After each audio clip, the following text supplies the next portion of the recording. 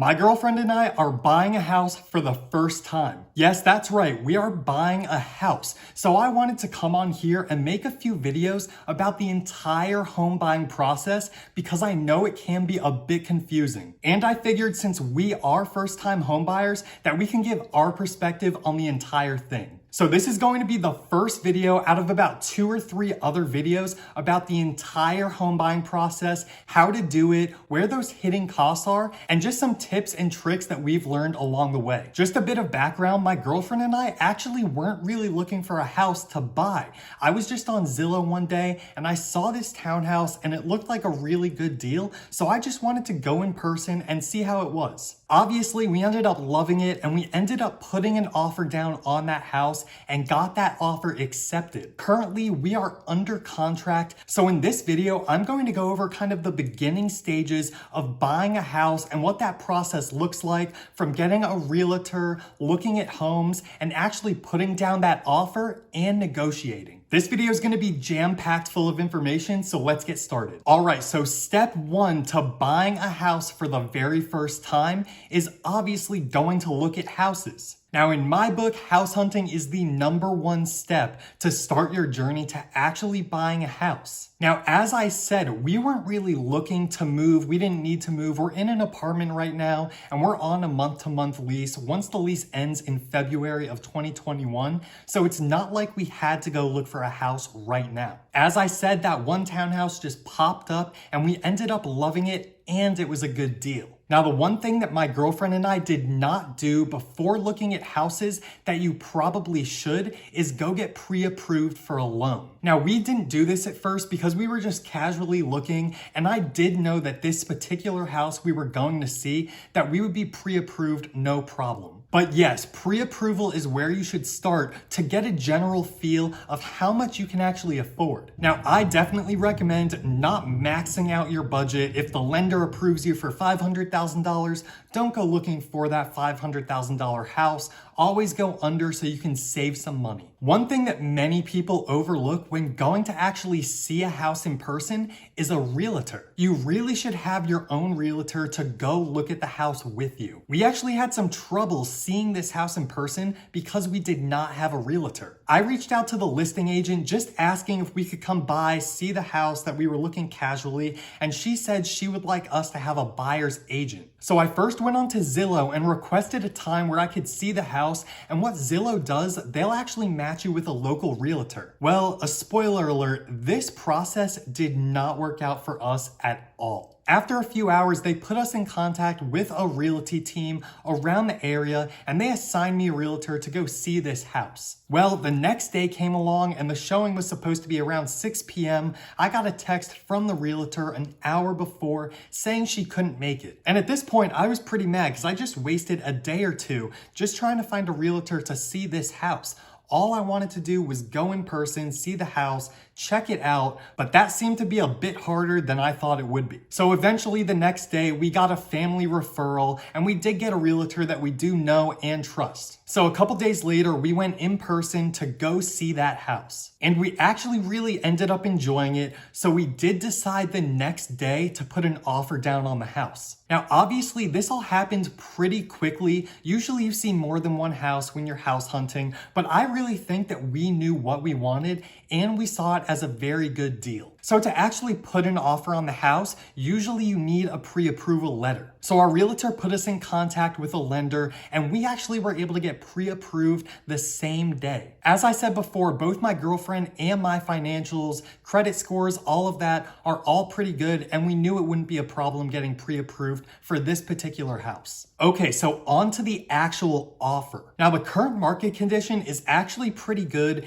Over the summer, it was booming. Houses were going like crazy for over asking. Now it's kind of slowed down a little bit, so we were able to negotiate a little bit. And it did help that the actual seller dropped the price 10 grand a week before. Now, when you do go offer on a home, you can actually negotiate and put certain things into the deal that usually you wouldn't think of. So instead of just going for a set price, maybe 5, 10 grand below asking, you can actually throw other things in there, such as closing costs that the seller will have to pay, or you can even ask for furniture if you really want it. Now, if you are looking for a home, about to put an offer down, your realtor is going to know best for that negotiation and what you should actually include in your offer. So the offer we ended up going with was full list price, but we wanted $10,000 towards closing costs. Now, I won't go into closing costs in this video. I'll actually put that in the next video I do, just because my girlfriend and I are currently going through right now the whole escrow process and paying those closing costs. But anyway, we sent that full price offer with a $10,000 seller credit. That's the $10,000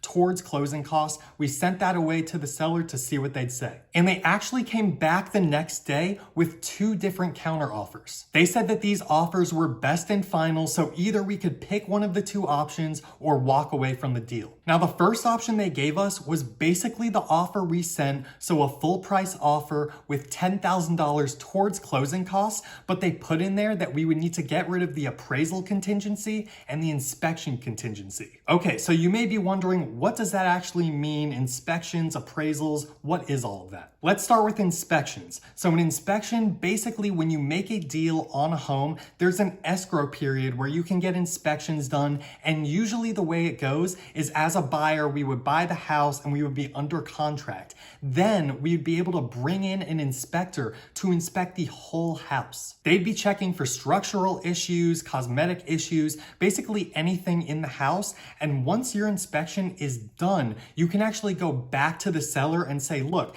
the inspector found all of these things wrong with the house. You either need to fix it or give us a credit for the house. At that point, you as a buyer can just walk away with no money lost if you really wanted, or the seller could comply, give you some money towards those repairs. So our seller's counter offer was that we could not have an inspection contingency, meaning we go in and basically take the house as is. We wouldn't be able to back out of the deal if we went in there and found something terribly wrong with the house. Luckily, we were able to go in there with a family member that is an inspector himself, so he went through and made sure there were no major issues. So we were all good on that inspection contingency, and then there was also the appraisal. So an appraisal is when an appraiser comes in the property and gives you an estimate of what it's worth. So why would a seller want to throw away an appraisal contingency? Well, if an appraiser comes in and actually appraises it for less than the value that I bought it at, I could then go back to the seller and say, hey, look, I don't want to overpay for this house, so either you have to lower the price or I'm walking away. Now, after discussing with my realtor and some other people, we decided that the appraisal value probably would not be lower than what we got the house for. So we were all good with that contingency as well. So now let's go back to that second counter offer by the seller. So the other counter offer was full price, just the same, but they were only going to give us $5,000 towards closing costs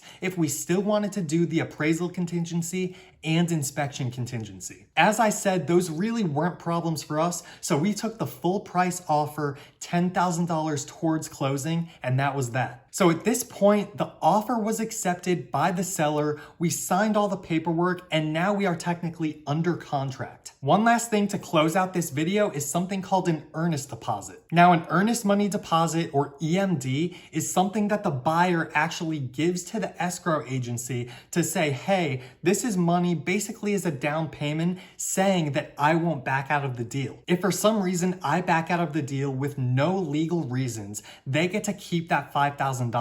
Basically, think of it as a security deposit. Now, that money does actually go towards your down payment of the house when you do close. In the next video later this week, I'm going to be putting out everything you need to know about closing costs and escrow. Now, I will pre-warn you, that video is going to have a bunch of information in it, and it's a bunch of information that a lot of people don't know. If you enjoyed this video, be sure to like it, subscribe with those alert bells on so you don't miss my next video. Thanks for watching, and I'll see you next time.